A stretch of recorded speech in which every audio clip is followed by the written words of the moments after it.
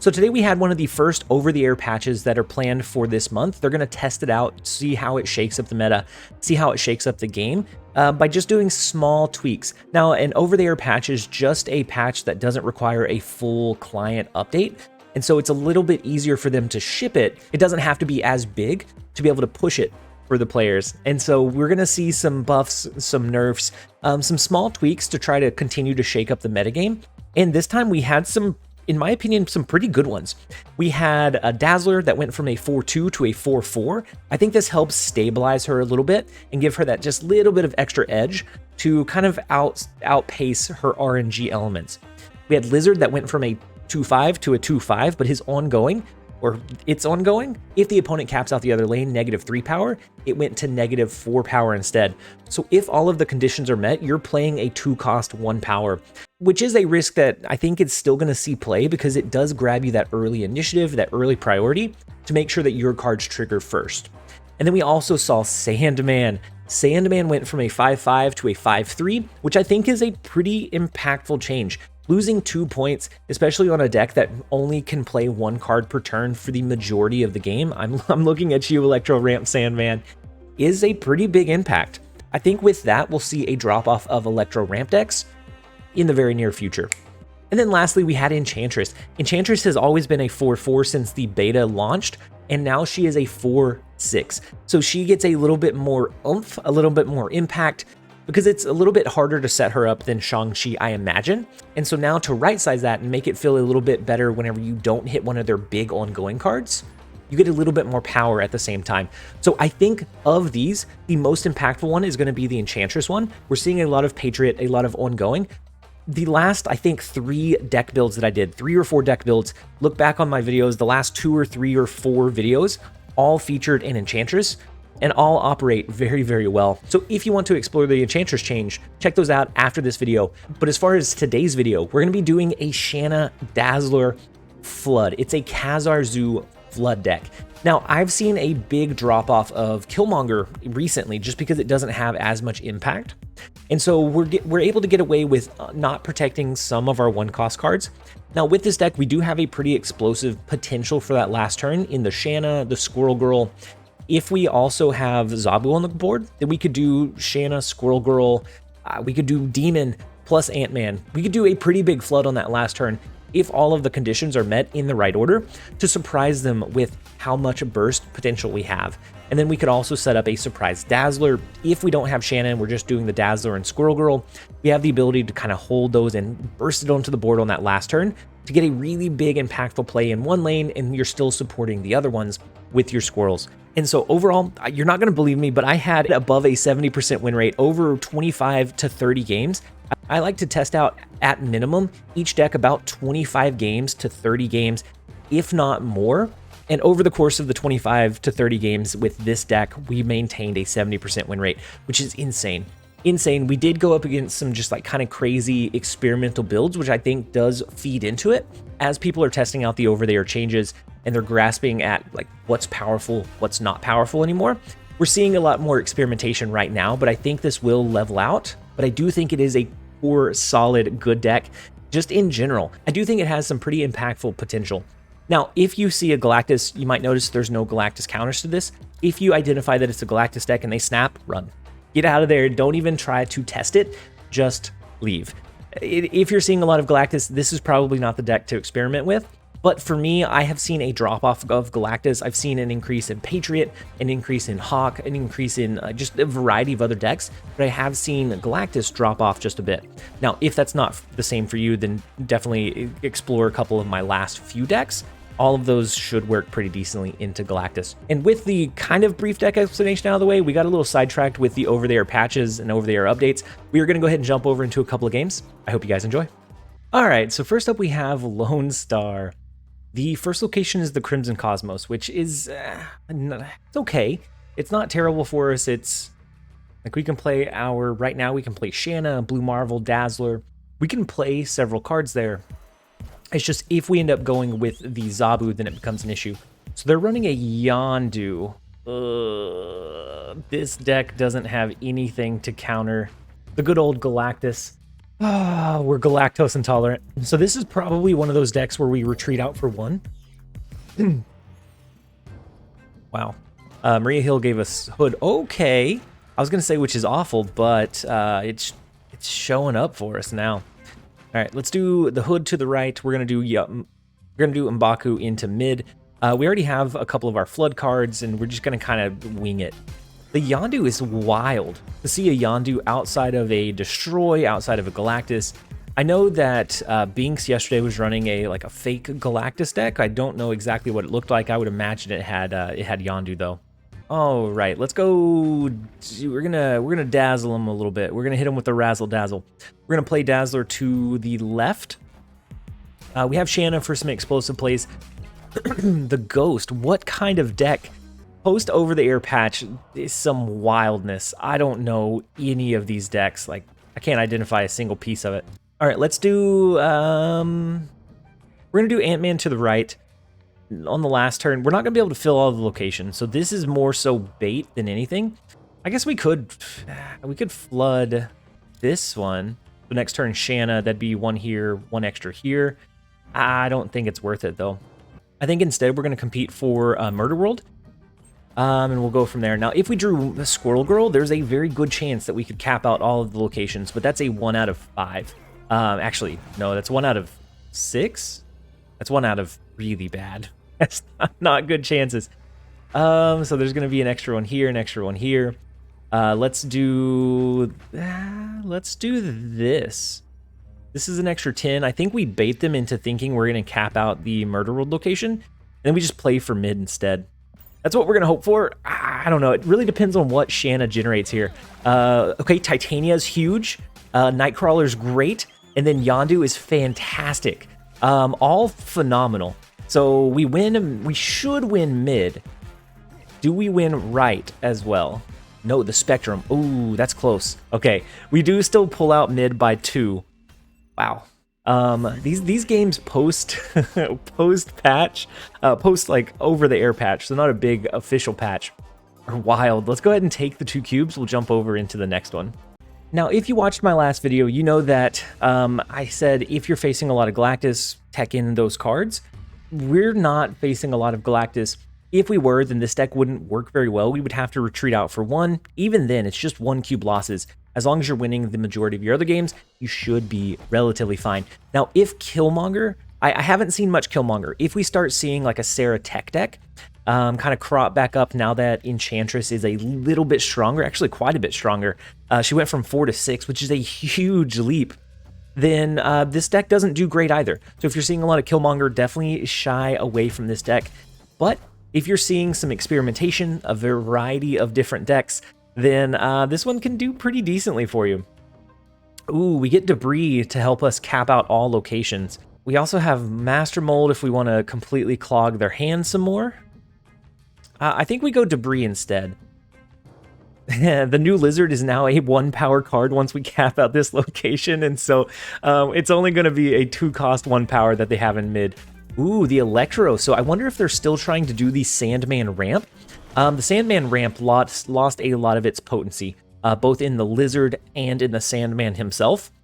So we'll see. We'll see if that's what they're running. Let's go ahead and play our Khazar, and then we'll curve into our big cards.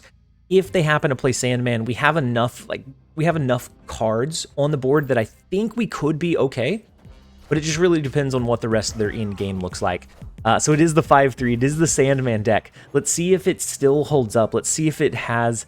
Let's see if it has the reach. They have ramped, so they could do the Doctor Doom here and then play an Odin on top of it. Maybe we're gonna go with Blue Marvel, and then we'll go from there. We have the ability to move our Nightcrawler, so if we need to get some more power into one of the lanes, we can shift it around a little bit.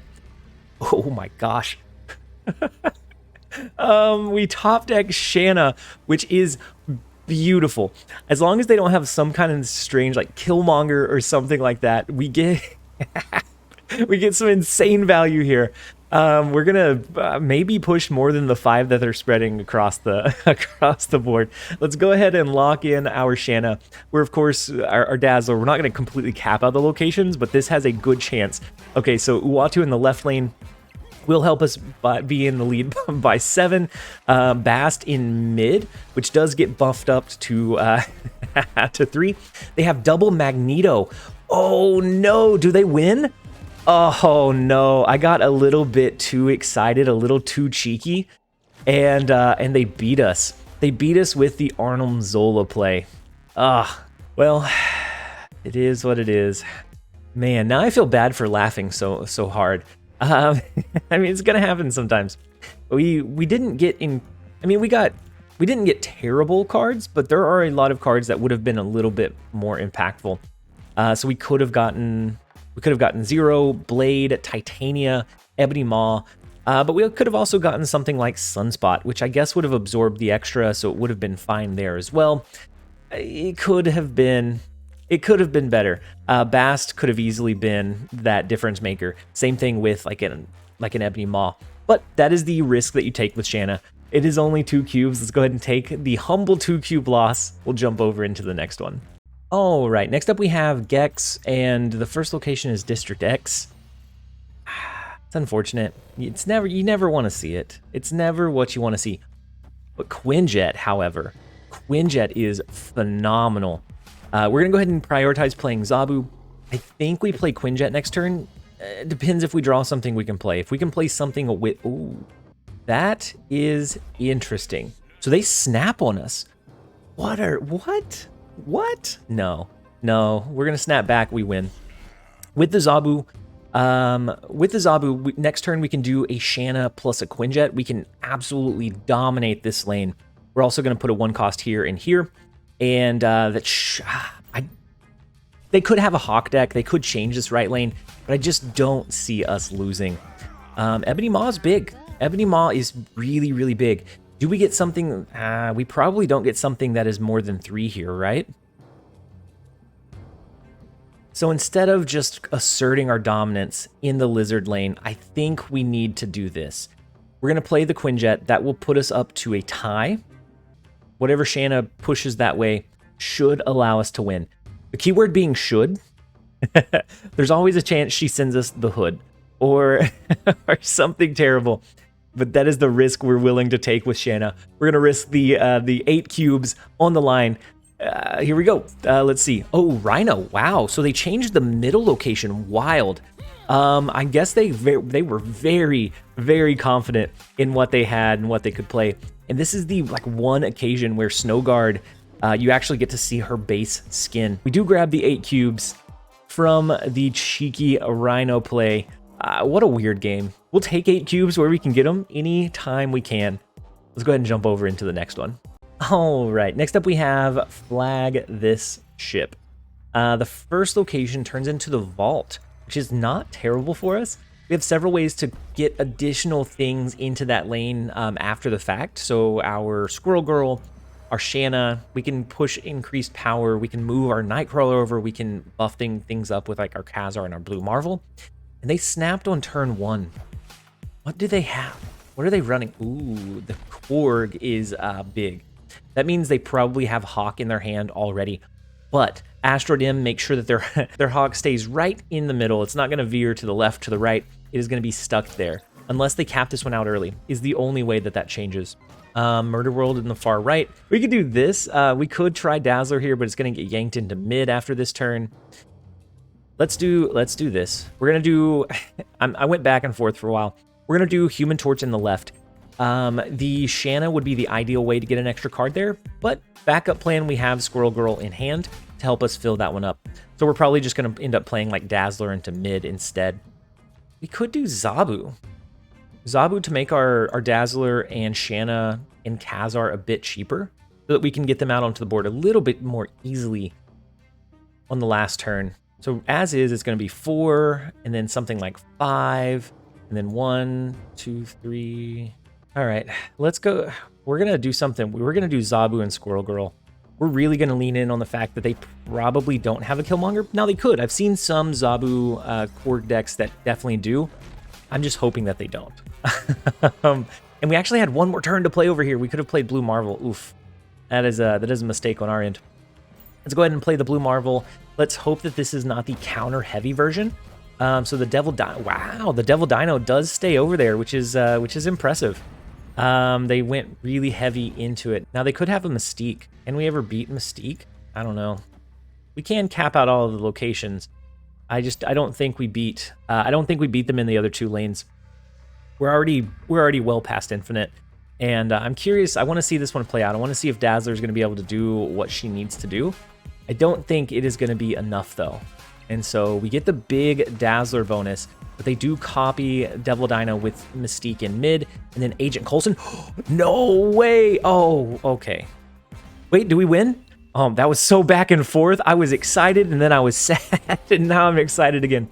So the Mystique copied the Devil Dino, which is great. Huge move, big brain move. That's probably what I would have done as well, knowing that me as their opponent had more power in Murder World.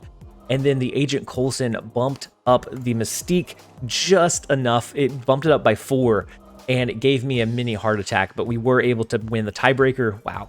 We are going to go ahead and we're going to humbly take our 4 cubes there. Had they had a Hawk as well, so the Mystique and the Hawk, I think would have been enough. But we will gladly take the cubes. Let's jump over into the next one. All right, next up we have Praetorian. The first location is Limbo. Not really what we want to see, because we really have a pretty low curve. We can usually get most of everything that we want onto the board by the end of turn 6. So maybe we just play it a little bit more slowly than we would normally, just to leave it a little bit. Leave a little bit of question in their mind. Maybe we hold Dazzler and Shanna and a 1-drop for an explosive last turn play. That feels fun to me. That feels like what we should be doing. We're going to go with the Khazar. They haven't played anything, so let's see if we can get a read off of just one card that they played, Bishop. Bishop says probably bounce.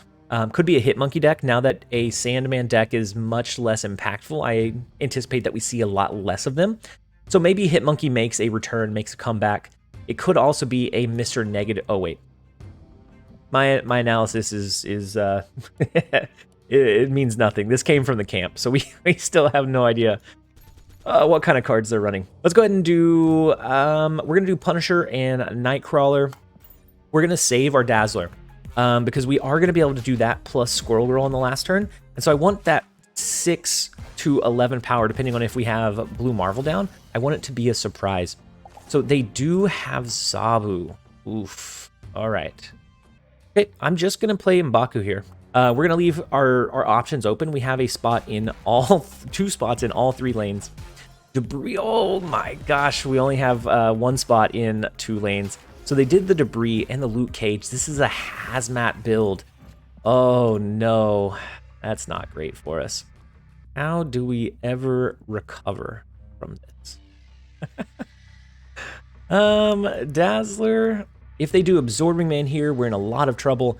Otherwise, we could do Dazzler plus just Maria Hill plus Squirrel Girl on the last turn and easily cap out all of the locations.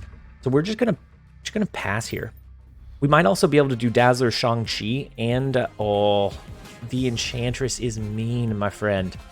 Mean, my friend. And the Typhoid Mary, wow, okay. Pretty big. The Typhoid Mary is big. Let's go with the, where can we win? Probably gonna be mid, right? We'll do Dazzler in mid. We'll do the Squirrel Girl. We're gonna do Shang-Chi here to hopefully swing this one in our favor. This one is gonna be an 11 power burst that I'm hoping is enough to hold it down for us. They did snap on the last turn, and we're gonna let it play out. Let's see what they have. Valkyrie, okay. Valkyrie, we can beat that, right? Maybe not after the hazmat. After 1, yes. After both, maybe not. So the Dazzler, the Squirrel Girl, it's gonna be close. Oh yeah, we have this. That surprise element, that surprise factor, we are able to hold down the 4-cube win. Nobody expects the Dazzler right now. Nobody is expecting the Dazzler, especially after they Enchantressed our Khazar. we are going to go ahead and take those 4 cubes, and that's where we're going to go ahead and end the video. You guys aren't going to believe me, but over our testing, we had a 71% win rate with just over a average cube gain per game of a little over 2. That's not just in the ones we recorded. I tested this a little bit beforehand just because I want to brew and make sure a deck is good before I sit down and start recording. And it has just been that surprise element every single time that's been able to swing the really big cube games in our favor. And so if you guys have Shanna, if you have Dazzler, definitely give this one a try. Now, if you're seeing a lot of Galactus, maybe play something that runs Debris, Cosmo, Polaris, those kind of counter cards. They're hard to tech into this one without taking away some of the core functionality, but there are plenty of other decks out there that naturally want to run those. And so I hope that you guys enjoyed the video. If you did, make sure to give it a like and a comment down below. As always, this has been TLSG. Later, guys.